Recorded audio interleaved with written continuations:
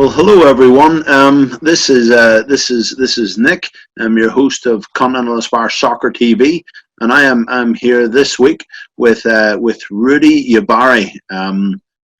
Really great soccer guy that has he's obviously been around the US game, but he's also been a player. Played with some notable names, which we're going to talk about during this episode. So to get more insight, you can definitely check us out on our YouTube channel. But also, you can any comments you'll have or any mess you'll have for Rudy, don't hesitate to leave them, and we will definitely send them on to him. And we're going to talk about today in today's episode. We're also going to talk about his stories from playing to obviously coaching. All the way he coaches all the way over in Santa Barbara, California, but he's of Mexican parentage. To all the stories we'll have from we've got a lot of things discussed to his career in the old NSL which is called the NSL then, when he actually played with George Best and against Pele and all these. So we're going to play their stories here. Rudy, welcome to the show. Nick, thank you. Appreciate it. I'm looking forward to this. This is great for me. I can tell you that, when it comes to stories and the world of soccer, it's a knit family, it. But I was fortunate in my playing days and still involved as a coach now and as administrator here at Santa Barbara Soccer Club as the technical director of our academy program. But in my playing days, I can just tell you, I look back sometimes and I see it. I go like, man, I was on the field with George Best. I was on the field with Tommy Smith from Liverpool. I was playing against guys like Franz Beckenbauer, Gerd Mueller, and so forth. And these were world-class, obviously, players, world champions. Some of them were world champions. And you look back at it in the North American Soccer League back in the late 70s and into the 80s, on how many great players were playing in the United States of America in the North American Soccer League. Bobby Moore, Roger Davis. I mean, these were world-class players. Johan Cruyff, Johan Neeskens, guys that were in World Cup finals. So to be on the field either with them or playing against them was a great experience in my playing days.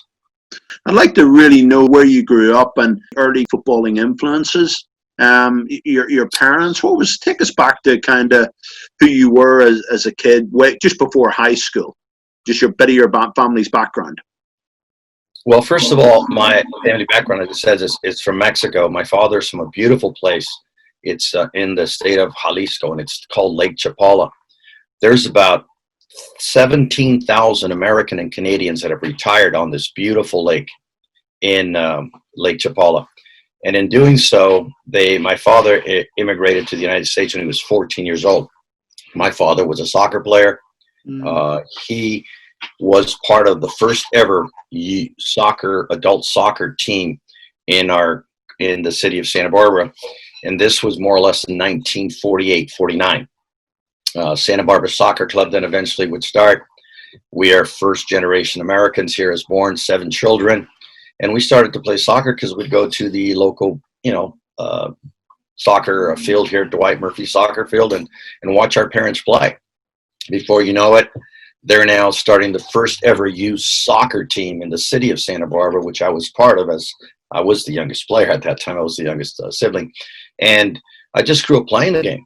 And as we grew up and playing in tournaments in Southern California, we started to show tremendous success, Nick. I mean, I'm talking about winning state championships, regional championships, and representing a city that at that time, we're at about 90,000 in population today.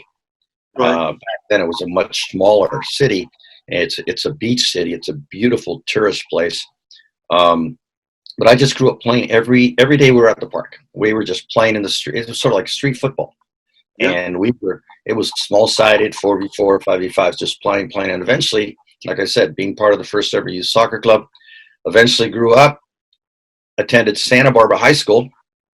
And again, what ended up happening was, it's in history now, we would win 3 CIF state championships in a row.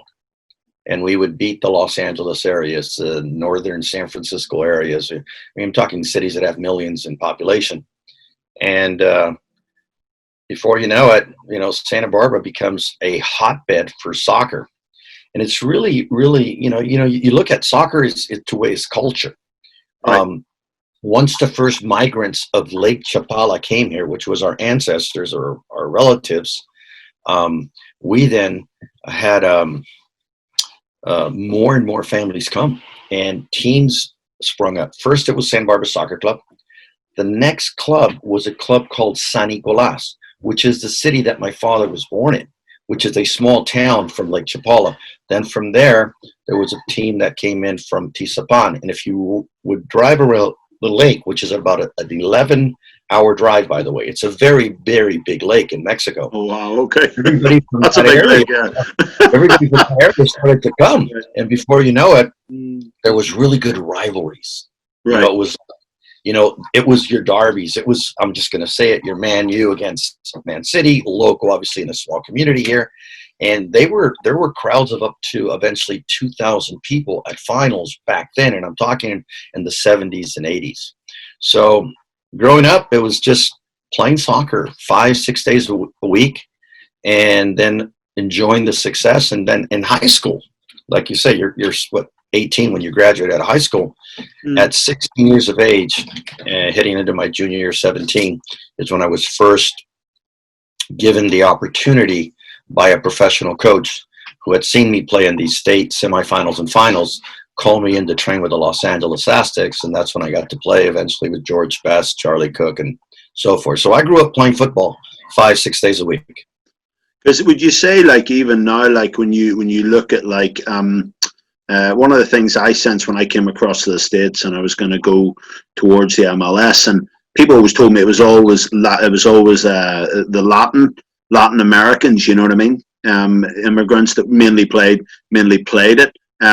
Do you think, was that the way it was back then, or would you say it was mainly immigrant based? Because obviously your family would have been from Mexico and stuff. So would you say that kind of had a bearing?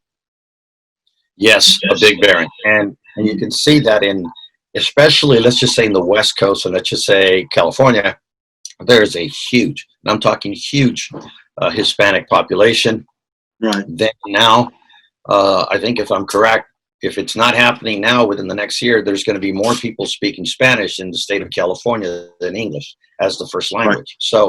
So it's huge. And if you look at it, Nick, in the West Coast compared to in the East Coast, where there's also migrants, but it's more of the European base that have come into the East Coast of the United States. And so you have a lot of Italian, Portuguese in some areas are really, really, and a lot of Brits that have come into that area. So you have Santa Barbara, the United States, it's migrants. And if you look at the success of the U.S. national team, we can talk about that later. I mean, you would say that New Jersey and that area, the Tab Ramoses and those players that eventually came in to play for Bruce Arena were from Miola, the goalkeeper, were from the same area, but they were ethnics, playing in ethnic leagues, being recruited to universities, because back then, let's just say there wasn't a professional league.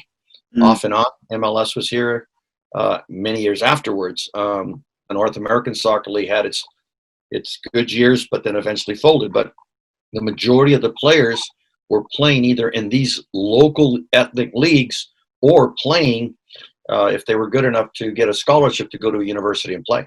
What was kind of your aim when you were in high school? Did you want to be a player? Was there that kind of culture at that time compared to, like, for example, Europe, like continental Europe, the UK, places like that? Nick, we grew up playing soccer because we loved it. We would watch television. We'd be looking at the games from, the Bundesliga back then. And back then it was the English Championship or First Division. It wasn't, I was looking at George play on TV and, Tommy Smith, Kenny Dalglish, and seeing all these players play. And so Kevin Keegan, we were just growing up and looking at beautiful football. And we wanted footballers. And I love football. But I'm going to tell you that my focus growing up was never to say, hey, I want to be a professional soccer player. I mean, I wanted to be the best I could be. We were very competitive. We played in every major tournament and we were successful. My thought was to go to college though. It really was. Right. And Okay.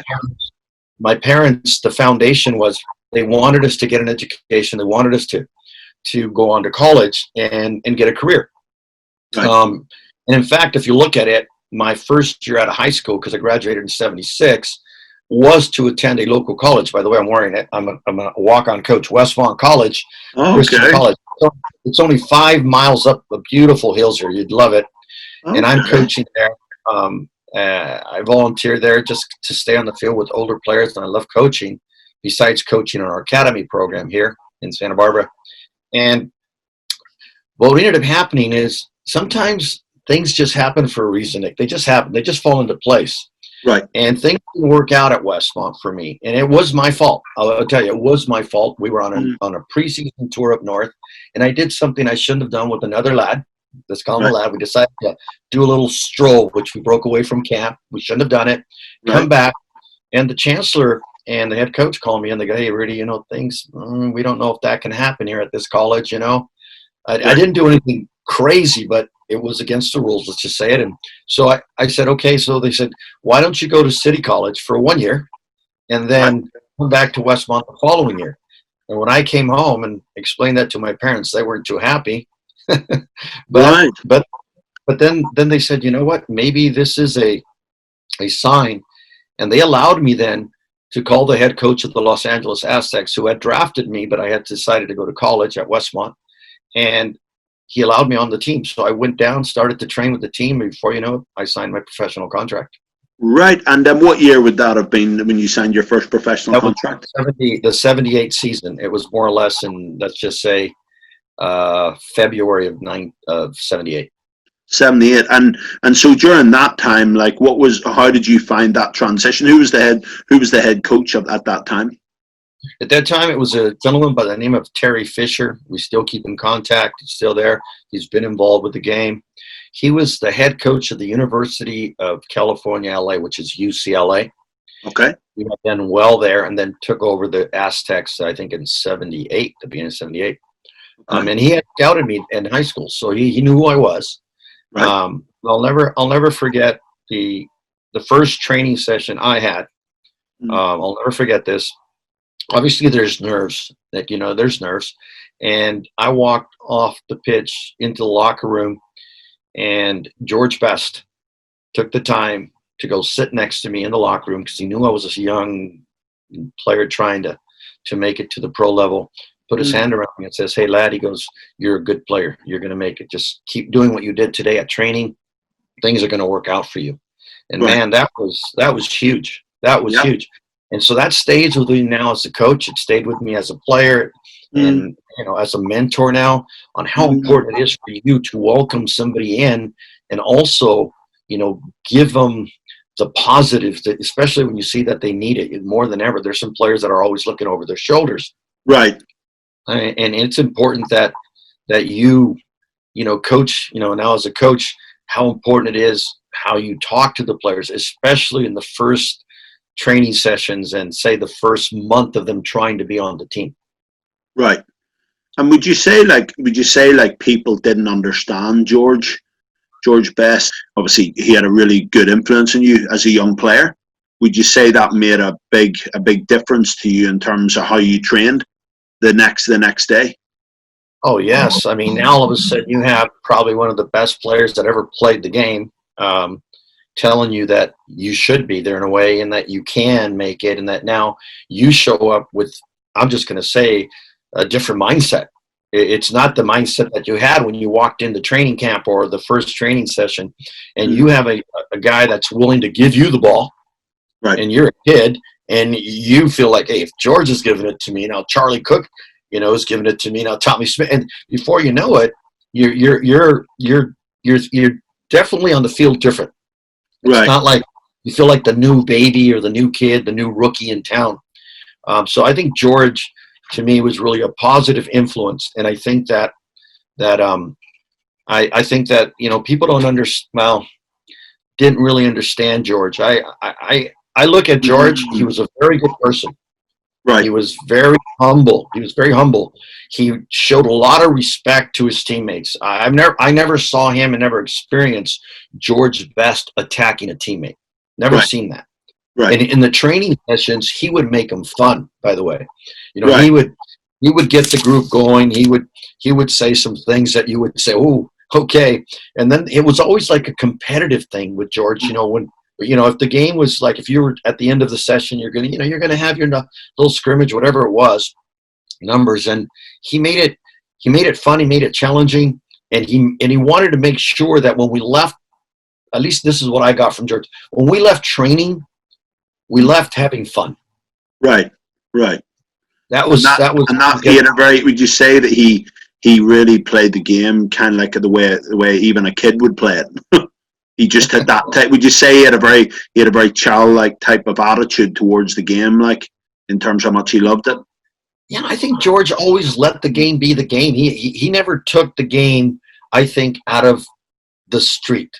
The game was the game. You have, if we're going to get into talking about coaching and the systematic approach and how coaches will define so many tactical roles and players stay to them, I think those were the things that players like George Best really look at and they go, my God, but they know that it is a profession. They know that they do have to make a living. They know that, it is about, at times you have to get the results. But George, I think, loved the game and respected the game so much that he just wanted the players to play. Right. Don't take the game away from the players. Right. I think as a coach, and I'm going to be critical of myself sometimes now as a coach, people will say, well, why is it that you've had so much success in a small city like Santa Barbara? Why can you that's do interesting. what you're doing? But it's because I think, and I always say this, and I say it to my players, don't ever let me take the game away from you guys. Right. The game belongs to you, and then you need to go please the fans. Right. And if you do that, I think you're going to be successful. That doesn't mean you're going to win every trophy. You're going to win every championship. But the game in itself has to be what a fan wants to go sit down and see. Right. You see these coaches nowadays that get so much credit, and you look at them playing, and they do win trophies, but are they really playing the way the fans really want them to play? Right. Yeah, absolutely. And some people will say, we all have different personalities. Oh, yeah, but they're winning. He's bringing trophies. Okay, you're winning, you're bringing trophies, but did you really enjoy? How many shots on goal was there today? Right. How many players were in the box today? How many great services today? How many great combinations to get into space and then get across it? Yet, one corner kick, one goal, you won and you're happy. No, that's not me. That's not me. Do you think that's because the game has just become very statistical and technology has come into it where it measures everything, where players can't hide anymore because the analysis will pick it up? I'll give you an example. I spoke to a guy and he was telling me a story about a guy. I think his name's Warren Feeney. He's actually from Northern Ireland, played up front. And I think they lost 2-0 or something, and the analysis said to him, oh, we only had this amount, and he just said, listen, we lost 2-0. And he turned around and then he said he was getting so frustrated with the analyst and the tech guy, he says, listen, if you don't be quiet, I'm going to clock you. Like he got so, because he just doesn't care about the tech side of, you know what I mean? He's one of those, you know what I mean? So, because he's like, listen, we didn't give the fans what they wanted, and we lost, and we didn't give them enough. I can see that. You know what I mean? Do you think a player like George, do you think a player like him, and even if you were going back to playing, do you think you would enjoy playing in the game today, or because it's so systematic? What the pressures that are put on players with social media, because it's a different dynamic, totally different. Yeah, when it came to television rights. And let's say this really started like in 70, 74, in that era. And there's a really good book that Rinus Michels wrote, Team Building Road to Success. Right. I was fortunate, even though I was with Rinus Michels a very short time. Right. But I really admired his sessions. I really admired talking to him. But I think that I would enjoy playing soccer today. I would, but I might be a little rebel. You know, I Right. might challenge a little bit here. But I'm going to say this. I've heard this so many times from coaches across this country. Play simple, lad. Play simple. Play simple. 1-2 touch. 1-2 touch. 1-2 touch. Right. I understand that. In fact, we were looking at a game yesterday. Arsenal, yes. Arsenal playing, who did they play yesterday? West Ham. It's at West Ham. And the combination on the second goal, if I'm correct, I could be the first goal. There's one-touch football, pop, pop, pop, and the ball's in the box, and there's a service, and there's a goal, okay? When you need to play 1-2 touch to break lines or penetrate in combination play, I play yes. But how many times do you see now in this game, where you really have guys getting the ball in wide channels and going at players one-on-one? You don't see it enough. Where are the? Yeah, you don't. I've been complaining about that. Yeah, I agree with that. Yeah. Where do you see the Garrinchas? Where do you see the George Bestas? Where do you see, players that are going to grab a ball and just say, okay, Ryan Giggs, come on, he was dangerous on the left side for Man U. And those players that didn't always have to systematically wait for the 2-on-1 or the overload to happen. Right. They were able to do it on their own. And so now you say to yourself, why? And I think it's because of systems, because now the coaches are saying, hold the ball, let him come in, here comes the overlapper, or here comes your diagonal run inside. And so now it becomes the players systematically thinking before he receives the ball on what they trained on the training field to try to put it into the game.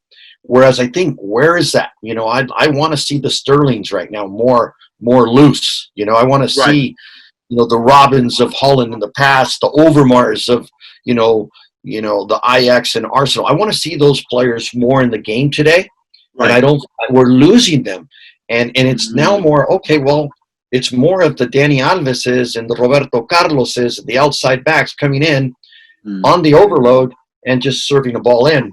And I think that you can do both. Let's be realistic. You can do both. But I want to see more of Messi, where Messi was 20, 22 years of age. All right. I know he's getting older, so maybe his legs aren't like they were before. But I would like to see more of that, Nick, in the game still. Yeah, and I suppose, so all of those coaches, like you obviously talk, working with Rinus Michaels, being around George Best, Gerd Muller, you know what I mean, Johan Cruyff, and Johan being the influence that he was. In kind of your view, what did you kind of see when you saw George? Because I don't know if you ever realized, when people mention Pele and they mention Johan Cruyff, why do you think? Because one of the things I've just noticed, this is not me being biased at all, by the way, not at all. But basically, George is never mentioned in the same tone as those other players. And it's funny, I spoke to Jacques Swart, who played for Ajax over 700 games. And I think Johan was a kid. He was already in the first. He was a seasoned pro. And one of the things he told me, he says, Nick, it was probably because he never played at a World Cup or a major international tournament. And that's why he's disregarded. And even in teams I saw on Sky Sports there, they never mention him. And I'm just wondering, is that the reason? Or but people say in Britain, he's the best player ever. But why is he never mentioned if he's viewed in the... And it was more physical. It was more physical. He experienced, a lot of brutality, like from English players. But I don't understand. Is it because he's from Northern Ireland? I don't know.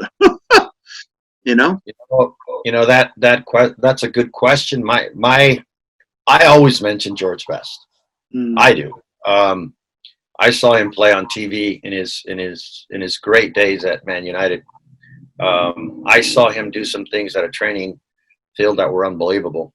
I'm going to tell you a story. We had played the New York Cosmos at the Rose Bowl. Never forget this. Okay. And Franz Beckenbauer had never played against George Best. Right. So Franz Beckenbauer walks into our locker room after the game, shakes George's hand, and asks George for his jersey. Right. George takes his jersey off and hands it to Franz Beckenbauer, and then goes straight into the shower to take a shower. Franz stood there. This is the truth. And then just took his jersey off and laid it in George's locker room. Franz said on his way out, I admired seeing this player play. He was unbelievable. Right. So, and you know what? Franz Beckenbauer, to me, is one of the great, great, great players of all time. Great manager in the World Cup. And for him to take the time to walk into the locker room, that tells you things. In 1986, after Franz Beckenbauer coaches Germany to the final against Mexico, against Argentina in Mexico City in the final, they then came back to the Rose Bowl to play the rest of the world against the Americas. I happened to be in the locker room that day. Right. Because I was playing for the Hollywood Kickers in 1986, which I got a good little story here about Sir Alex Ferguson down the road. Okay, yeah. And what ends up happening is Franz comes in. He goes, it was in this locker room. He goes, when I gave George Best my jersey. He remembered that. That's how much respect. I mean, Franz was unbelievable as a player, and he coached the rest of the world, and he respected him. And I can tell you that Pelé in 1978, his farewell tour, they're looking at each other, hugging each other, and talking to each other in the tunnel before we go out for the introductions and all the stuff pre-game and all that. And Pelé, in his Portuguese Spanish that I could understand, said, one of the greatest players in the history of this game. Right. So the great players, if they can tell you that he's one of the greatest, he's one of the greatest. Right. I would now to argue, I want to know who can play wide. Who can play wide? Yep. All right, like George played wide, and still come inside it and take the tackles that he took. Right. Right. I That's don't know. unbelievable. Yeah. Yeah. What did George can't take? Because obviously he came to the States after his time with United. I think his time with United was over, wasn't it? When he came to the States, but he was only what, 27? So he was quite young. Yeah, but George retired too young. Everybody knows that. George didn't have fun with the game. Yeah, maybe he had some things going on in his personal life and other businesses. He was a very famous player, famous person. The marketing things came into it as well, commercials and everything. But I think if the world would have seen George Best continue to play the way he was playing at Man U and never retired the first time, and I think that if the media would have left George alone, if he wouldn't have been criticized for everything he was doing, because there was other players, Nick, doing what he was doing. Right. Let's be honest here. Let's not be hypocrites here. But certain players are usually protected. And let's be honest, they are. Right. Because they're national heroes. And I'm not telling you that they're not good people. George was a great guy. And I think that what ends up happening is, you're tagged. He's tagged. George this, George this, George this. And on this side, no matter what you do, just, hey, let it go. He's playing this weekend. He's going to go out there. George is going to go out there and perform and do his job. Just let him play. And I think if they would have left him alone a little more, I think the world would have seen a lot more of George Best. And I think George Best in itself wouldn't have retired, obviously. And then when he came to the States, he wasn't obviously in the top form. It took him a while, but then you would see some of the goals that he scored in the North American Soccer League. He would dribble through 6-7 guys. Right. And he wasn't in his prime anymore. I mean, there's this goal he scored in San Jose that's unbelievable.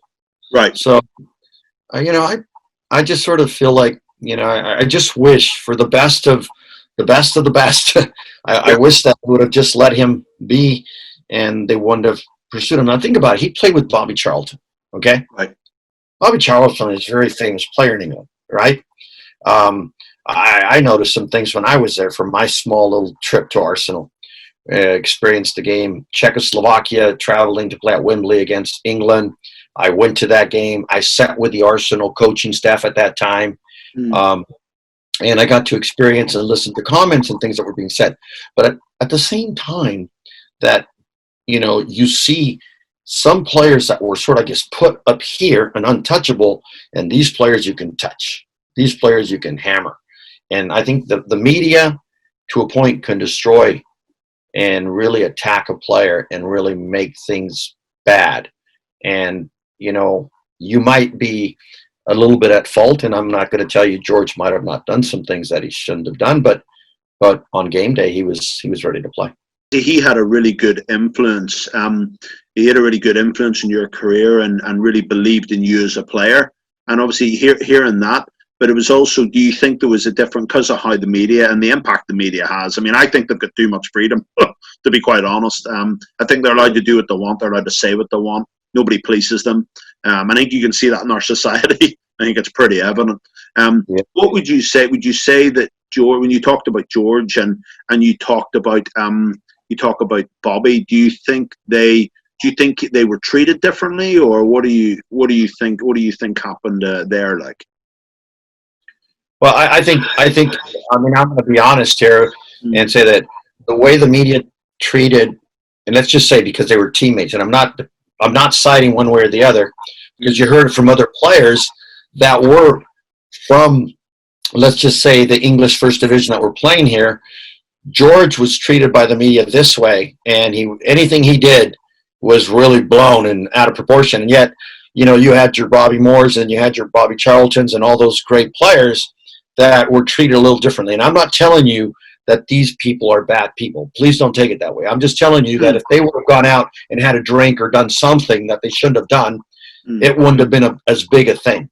The media was following George. He was so popular. Everybody was paparazzi. They were taking pictures of him doing everything that they can, you know, get their hands on. And if you look at it, I think that, you know, I guess Pelé said it the best when he came to the United States. Pelé said it the best. I'm free now. Now think about it. Pelé, he was able to walk down the beach in the New York area. Nobody knew who he was. Right. Yet once he signed the contract and was going to stay with New York, and it was worldwide blown out, now he wasn't free anymore. Right. So the media does make a huge impact. It makes a huge impact. And at that time, we're talking, you know, what, Pelé came in 75 or was in 76? I mean, so imagine now. Look what's going on now. I mean, it's yeah, it's pretty crazy, isn't it? And I think I would agree with you. I think George was probably attacked more.